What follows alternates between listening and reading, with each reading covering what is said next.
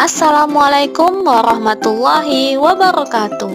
Halo teman-teman semua, apa kabar kalian hari ini? Semoga sehat selalu ya.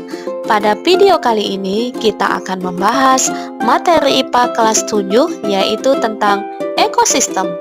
Jadi, sebelum kita masuk ke materinya, jangan lupa like, komen, dan subscribe video ini ya. Terima kasih. Oke teman-teman, seperti biasa sebelum pembahasan saya akan menyampaikan tujuan pembelajaran kita kali ini. Yang pertama, teman-teman mampu menjelaskan pengertian ekosistem. Yang kedua, teman-teman mampu menjelaskan jenis ekosistem. Yang ketiga, teman-teman mampu menjelaskan komponen penyusun ekosistem. Yang keempat, teman-teman mampu menjelaskan pola interaksi antar makhluk hidup. Nah, di sini ada teman-teman yang sudah mengetahui apa sih ekosistem itu? Iya, betul. Ekosistem adalah suatu kesatuan hubungan timbal balik antara makhluk hidup dengan lingkungan sekitarnya. Hubungan timbal balik ini saling memberikan pengaruh di antara keduanya. Ekosistem ada di semua belahan bumi. Ada ekosistem hutan, ekosistem laut, ekosistem padang rumput, dan lain-lain. Sedangkan ilmu yang mempelajari tentang ekosistem disebut ekologi. Nah, perlu teman-teman ketahui, ekosistem tersusun atas satuan-satuan ekosistem yang saling berinteraksi. Kira-kira apa saja ya? Yuk kita bahas satu persatu. Yang pertama adalah individu. Individu berasal dari kata individuum yang berarti tidak bisa dibagi.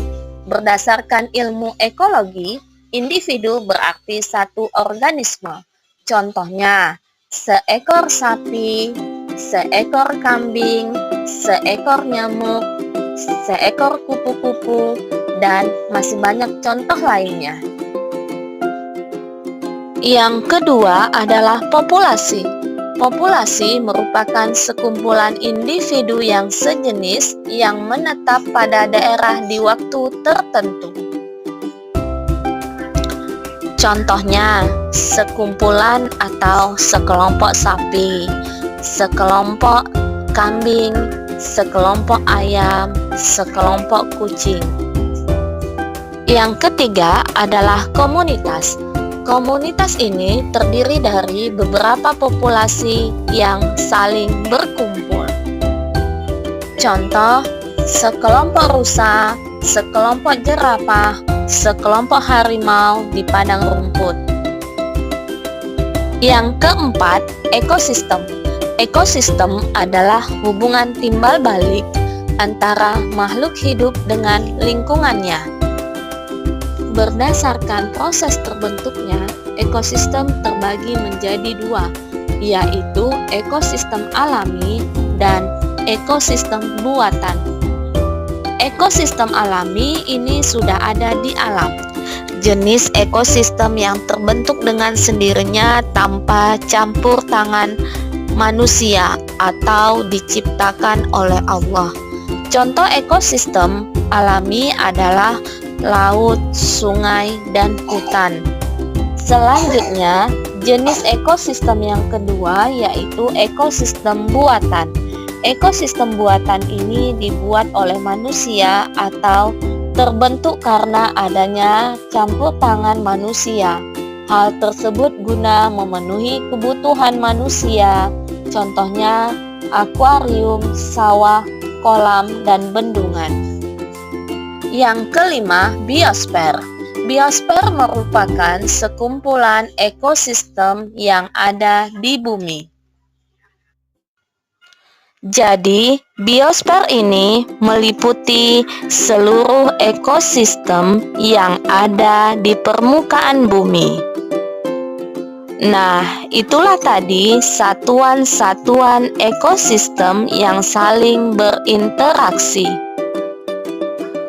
Ekosistem memiliki komponen dalam kegiatan timbal balik, yaitu komponen biotik dan komponen abiotik.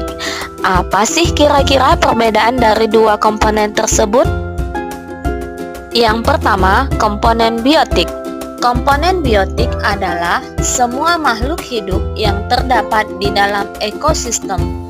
Contoh, manusia, hewan, tumbuhan, bahkan makhluk mikroskopis seperti bakteri. Komponen ini nantinya akan membentuk sebuah rantai makanan yang akan menjaga kestabilan dalam ekosistem. Komponen biotik dalam ekosistem ternyata dibagi berdasarkan cara mendapatkan makanan. Yang pertama adalah organisme autotrof atau disebut juga dengan produsen. Organisme ini adalah semua makhluk hidup yang mampu menghasilkan makanan. Ya, benar. Organisme ini adalah tumbuhan. Tumbuhan dapat menghasilkan makanan sendiri karena memiliki klorofil atau disebut juga dengan zat hijau daun. Dengan adanya zat hijau daun ini, maka tumbuhan dapat melakukan proses fotosintesis. Teman-teman, tahu tidak apa itu fotosintesis? Ya, fotosintesis merupakan kegiatan membuat makanan sendiri pada tumbuhan yang melibatkan atau memanfaatkan sinar matahari, klorofil, dan karbon dioksida.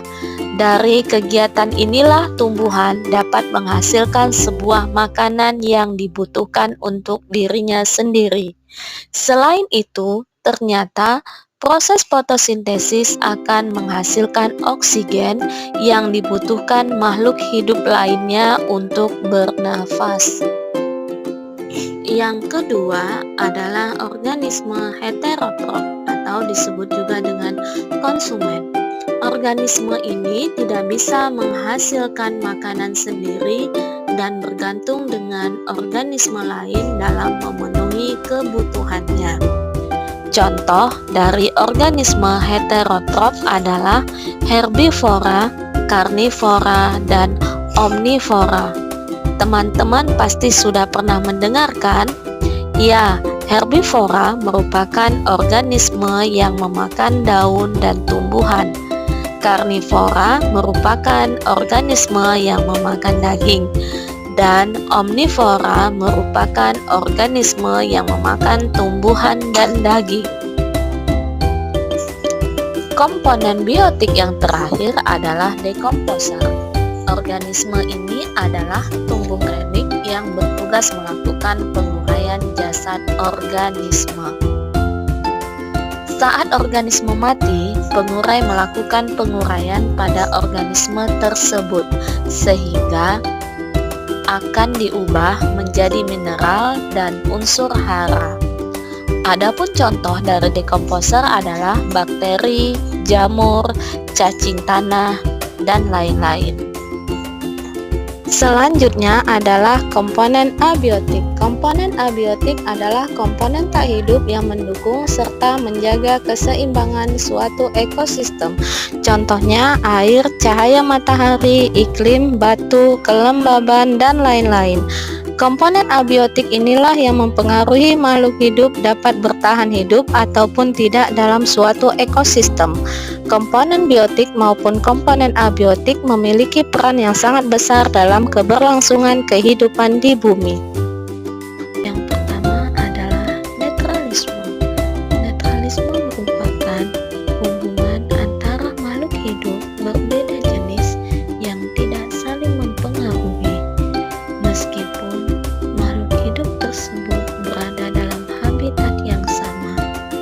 Disebut netralisme ialah jika terjadi perbedaan dalam jenis asupan pakannya. Contohnya, interaksi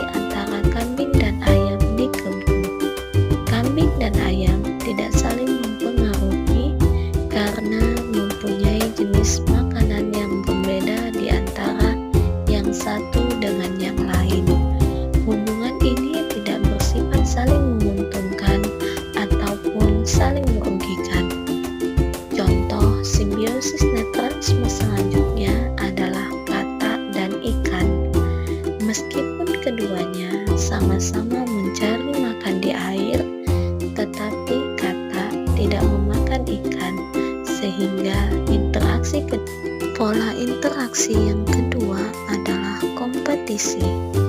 Kompetisi merupakan interaksi antar organisme yang saling bersaing karena memiliki kebutuhan hidup yang sama, sedangkan ketersediaan kebutuhan terbatas.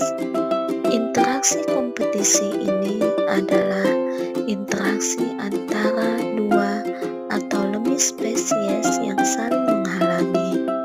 Artinya, spesies-spesies tersebut saling bersaing untuk memperebutkan sesuatu. Misalnya, makanan di ekosistem alam. Contoh lainnya adalah beruang jantan dengan beruang jantan yang memperebutkan beruang betina. Pola interaksi yang ketiga adalah predasi. Predasi merupakan jenis interaksi antara organisme yang sering dikenal dengan istilah predator yang memakan organisme lainnya atau yang disebut dengan mangsa. Hubungan atau interaksi ini sangat erat sebab tanpa mangsa, predator tidak dapat hidup. Predasi merupakan persaingan antara predator dalam memperebutkan mangsa demi mempertahankan hidupnya. Predasi adalah interaksi antar makhluk hidup yang ditandai adanya pemangsa dan yang dimangsa. Perilaku predasi ini termasuk aksi memburu, menangkap, dan membunuh mangsa. Interaksi jenis ini menguntungkan bagi pemangsa, namun merugikan bagi mangsa. Walaupun begitu, adanya interaksi predasi ini merupakan bagian dari rantai makanan. Aksi memangsa hewan lain ini merupakan bentuk dari menjaga keseimbangan ekosistem dan kontrol populasi. Contoh dari predasi ini seperti harimau memangsa rusa atau ular memangsa tikus. Yang keempat yaitu parasitisme. Parasitisme merupakan interaksi antar dua organisme berbeda jenis, di mana satu pihak diuntungkan dan pihak lain dirugikan. Dalam contoh parasitisme, salah satu pihak menjadi inang dan pihak lain menjadi parasit. Pihak yang mendapat keuntungan adalah parasit, sedangkan inang akan dirugikan karena keberadaan parasit yang menempel padanya. Contoh, tali putri dan tumbuhan inangnya. Tali putri diuntungkan karena bisa memperoleh nutrisi dari tumbuhan inang yang ditempelinya, sedangkan tumbuhan inangnya dirugikan karena nutrisi untuk tumbuh dan berkembangnya diserap oleh tali putri. Contoh lainnya adalah kutu dan kepala manusia, sebab kutu akan menghisap darah manusia dan mendapatkan tempat tinggal, sementara manusia akan merasakan gatal akibat gigitan kutu. Oleh karena itu, kutu mendapat keuntungan dan manusia mendapat kerugian. Pola interaksi yang kelima yaitu mutualisme. Mutualisme merupakan hubungan yang saling menguntungkan antar dua jenis organisme. Contohnya, hubungan kupu-kupu dan bunga dapat disebut sebagai salah satu bentuk simbiosis mutualisme, sebab kupu-kupu menghisap nektar yang ada pada bunga, sedangkan bunga mendapat bantuan penyerbukan dari kupu-kupu tersebut. Contoh lainnya adalah kerbau dan burung jalak. Kerbau dan burung jalak memiliki hubungan yang saling membantu dan saling menguntungkan keduanya. Burung jalak memakan kutu yang hidup di tubuh kerbau, sehingga kerbau diuntungkan dari parasit yang mengganggu kesehatannya. Pola interaksi selanjutnya yaitu komensalisme. Komensalisme merupakan interaksi yang hanya menguntungkan satu pihak, namun pihak lain tidak diuntungkan maupun dirugikan. Contoh, simbiosis komensalisme terjadi pada ikan remora dan hiu. Setelah makan, biasanya ikan hiu akan meninggalkan sisa-sisa makanan yang berjatuhan di sekitar mulutnya. Di saat sisa-sisa makanan jatuh, ikan remora akan menempel dengan hiu untuk mengambil sisa-sisa makanan itu. Ikan hiu tidak dirugikan dan juga tidak diuntungkan. Contoh lainnya adalah tumbuhan anggrek dengan pohon mangga. Tumbuhan anggrek adalah salah satu contoh simbiosis komensalisme, di mana bisa tumbuh menempel di pohon mangga sebagai tempat hidup dan memperoleh paparan sinar matahari. Pertumbuhan pohon mangga tidak terganggu saat hidup berdampingan dengan anggrek. Pola interaksi yang ketujuh yaitu amensalisme. Amensalisme merupakan interaksi antar organisme di mana salah satu organisme menghambat pertumbuhan organisme lainnya. Contoh simbiosis amensalisme yaitu pohon pinus dan pohon akasia. Pohon pinus mengeluarkan zat alelopati, di mana zat tersebut dapat menghambat pertumbuhan tanaman lain, sehingga biasanya di hutan pinus hanya terdapat pohon pinus. Nah, inilah tadi penjelasan tentang ekosistem dan pola interaksi antar makhluk hidup. Semoga bermanfaat bagi teman-teman semua ya. Wassalamualaikum warahmatullahi wabarakatuh.